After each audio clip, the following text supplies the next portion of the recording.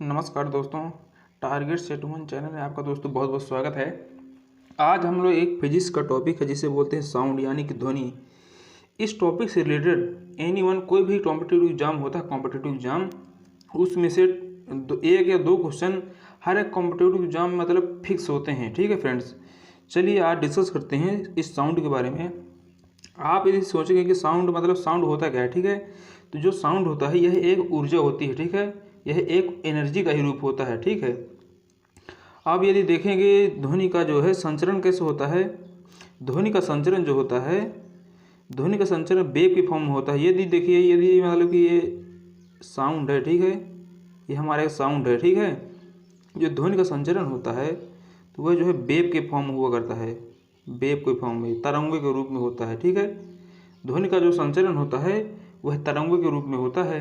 ठीक है फ्रेंड्स, अब यदि आप देखेंगे कि ध्वनि कैसे उत्पन्न होती है, उत्पन्न कैसे होती है ध्वनि, तो हम यदि देखेंगे ध्वनि उत्पन्न कैसे होती है। यदि हम किसी भी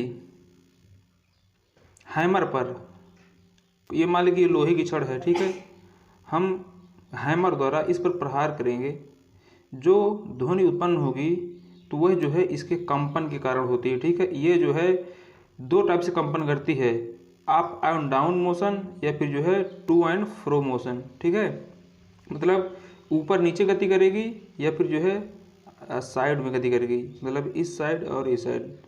ठीक है फ्रेंड्स, यदि हम देखेंगे, यदि हम एग्जाम्पल ले रहे हैं, ठीक है, धागे का, ये हमारा धागा बांधा हुआ है, यदि हम इसको खींचेंगे नीचे की ओर पुल करेंगे तो हमारा जो धागा होगा वो इस टाइप से गति करेगा। ठीक है, ये तो एक ऊपर नीचे हो गया, और यदि हम देखें स्प्रिंग की तो स्प्रिंग जो है इस टाइप से गति करेगी, इस टाइप से।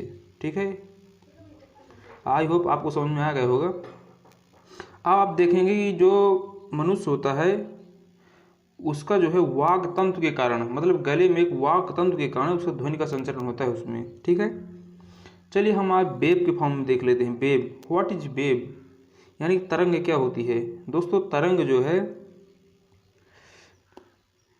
यह जो है एक ऊर्जा यानी कि जो एनर्जी होती है, ध्वनि को संचरण करने के लिए वेव फॉर्म के यूज किया जाता है।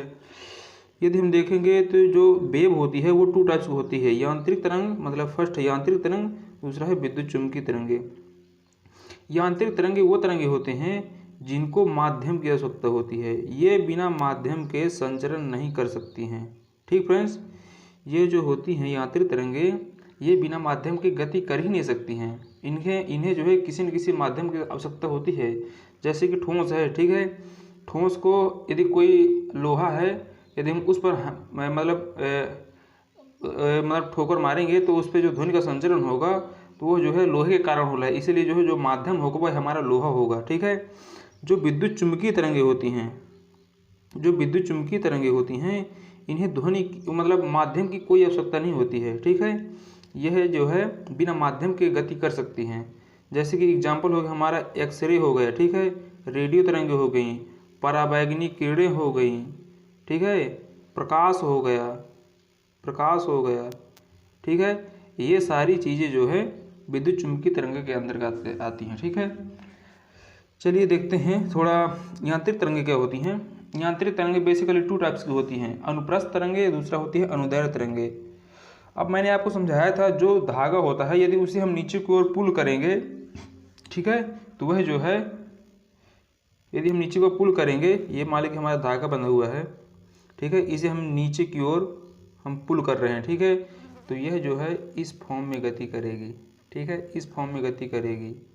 ठीक है, तो ये हमारा जो होता है अनुप्रस्थ तरंग का एक एग्जाम्पल होता है।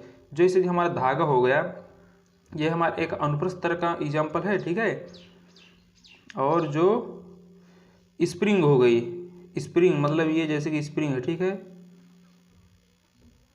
ये हमारी एक स्प्रिंग है। ठीक है, और हम जब स्प्रिंग को यदि पुश करेंगे फिर छोड़ देंगे तो ये जो है इस टाइप से मोशन करेगी, इस टाइप से, मतलब अप एंड डाउन मोशन, मतलब ये साइड में मोशन करेगी। ठीक है, तो ये जो है अनुदैर्ध्य तरंग के अंतर्गत आता है। ठीक फ्रेंड्स, आई होप आपको समझ में आ गया होगा। अब चले देख लेते हैं ध्वनि की चाल, किस में ध्वनि की चाल सबसे अधिक होती है, किस में कम होती है, किस में माध्यम होती है। यदि हम बात करें ठोस की, जो ठोस होता है इसमें जो ध्वनि की चाल होती है वह जो है सबसे अधिक होती है। ठीक फ्रेंड्स, क्योंकि जो इसकी पार्टिकल, जो भी इसके जो कण होते हैं वो बहुत ही पास पास होते हैं, इसलिए ध्वनि का संचरण जो है ठोस में सबसे अधिक होता है। ठीक फ्रेंड्स, ये हमारा ठोस का हो गया। ठीक, और यदि हम द्रव की बात करें, हमारा जो द्रव होता है, द्रव के जो पार्टिकल्स होते हैं वो सॉलिड की अपेक्षा हल्का दूर दूर होते हैं, इसलिए जो द्रव में ध्वनि का संचरण होगा वो सॉलिड की अपेक्षा कम होगा, यानी कि मीडियम, यानी कि माध्यम होगा। राइट फ्रेंड्स, यदि हम लोग गैस की बात करें तो गैस में जो ध्वनि का संचरण होता है वो सबसे कम होता है, यानी कि सबसे कम, नॉर्मल, बिल्कुल से नॉर्मल होता है। ठीक है,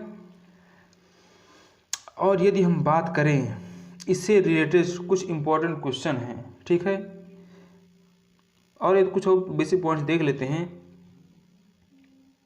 जैसे कि इसके एग्जांपल है ठोस। ठीक है, तो सबसे ज़्यादा ठोस की बात करें,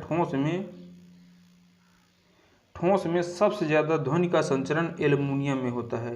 ठीक है, सबसे ज़्यादा संचरण एल्युमिनियम में होता है ठोस की बात करें। ओके फ्रेंड्स, अब चलिए थोड़ा क्वेश्चन के बाद देख लेते हैं। हमारा फर्स्ट क्वेश्चन है, किसी भी माध्यम में ध्वनि की चाल माध्यम की प्रत्यास्थता, ठीक है, प्रत्यास्थता या घनत्व पर निर्भर करती है। फॉर एग्जाम्पल, हमारा ये कोई वस्तु है, ठीक है, इसका घनत्व कितना है, मतलब इसका जो है एरिया कितना है, इस पर डिपेंड करती है कोई भी ध्वनि। जैसे कि हम अपनी जो है आवाज़ दे रहे हैं तो किसी दीवार से टकरा कर आती है तो वो ध्वनि हमें जो है ज़्यादा सुनाई देगी। यदि किसी मतलब कोई छड़ है, किसी और तार है, तो वो ध्वनि हमें उतना नहीं सुनाई देगी। ठीक है दोस्तों, इसलिए कह रहा है कि कोई भी ध्वनि है उसकी प्रत्यास्थता यानी कि घनत्व पर निर्भर करती है। ठीक फ्रेंड्स, नेक्स्ट क्वेश्चन है, जब ध्वनि एक माध्यम से दूसरे माध्यम में जाती है तो ध्वनि की चाल और तरंगदैर्घ्य बदल जाती हैं। ये दोस्तों बिल्कुल सही है। जब कोई ध्वनि एक माध्यम से दूसरे माध्यम में जाती है तो उसकी जो चाल होती है, जो उसका जो है स्पीड होती है वह है, और तरंगदैर्घ्य यानी कि वेवलेंथ, ये दोनों बदल जाते हैं, लेकिन इसकी जो फ्रीक्वेंसी होती है, आवृत्ति जो होती है, वो कभी भी नहीं बदलती है। ठीक फ्रेंड्स, और नेक्स्ट क्वेश्चन की बात करें, जो ध्वनि की तीव्रता जो है होती है, ध्वनि की तीव्रता व्यक्त करने का जो सबसे बड़ा मात्रक होता है वह होता है हमारा बेल।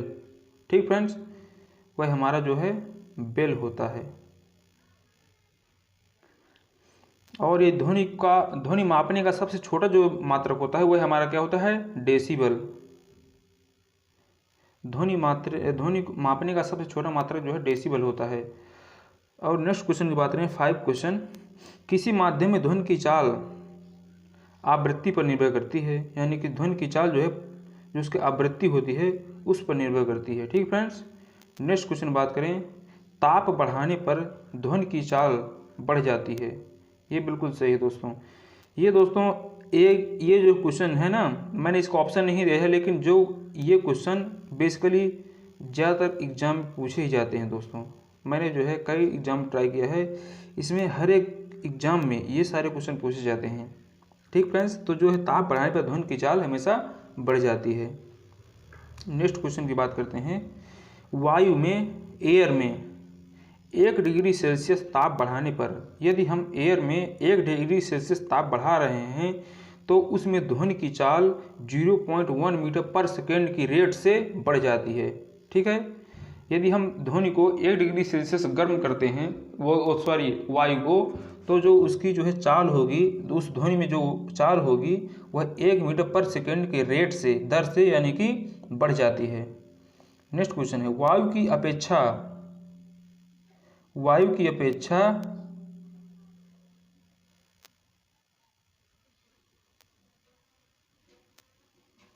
सॉरी दोस्तों, ये जो क्वेश्चन मेरा यहाँ पे गलत हो गया है। यहाँ पे ये क्वेश्चन ये था कि शुष्क वायु की अपेक्षा नमी युक्त वायु में जो ध्वनि की चाल होती है वो सबसे अधिक होती है। जो शुष्क वायु होती है, ठीक है, जो शुष्क वायु होती है, शुष्क वायु की अपेक्षा जो नमी युक्त यानी कि जो मॉइस्चर वाली जो हवा होती है उसमें ध्वनि की चाल अधिक होती है शुष्क वायु की अपेक्षा। ये क्वेश्चन था दोस्तों, ये सॉरी जो है ये क्वेश्चन रॉन्ग हो गया, गलत हो गया था टाइप करने में। नेक्स्ट क्वेश्चन है दोस्तों, किसी भी मनुष्य या जानवर को तेज ध्वनि जो सुनाई देती है, तेज या धीम ध्वनि जो सुनाई देती है, वह जो है किसके कारण होता है? प्रबलता, यानी कि प्रबलता के कारण होता है। ठीक friends,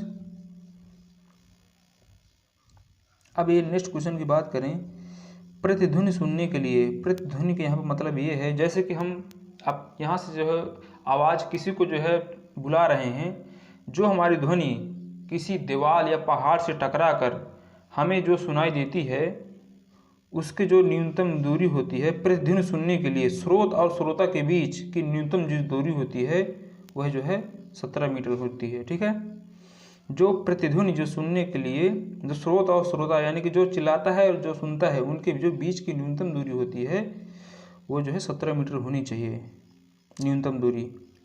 okay friends, next question की बात करें, जब ध्वनि वास्तविक ध्वनि से अलग सुनाई देती है, जब ध्वनि वास्तविक ध्वनि से अलग सुनाई देती है तो इसका मतलब क्या होता है? यह जो है डापलर प्रभाव होता है। ठीक है, डापलर प्रभाव के कारण कोई भी ध्वनि हमें जो रियल ध्वनि होती है, वास्तविक ध्वनि होती है, उससे जो अलग ध्वनि सुनाई देती है वह हमारे डापलर प्रभाव के कारण ये सब होता है। ठीक है दोस्तों, ये दोस्तों यदि आपको ये वीडियो पसंद आई हो प्लीज़ जो है लाइक और सब्सक्राइब जरूर कर देना। Okay friends, so thank you for watching, have a nice good day.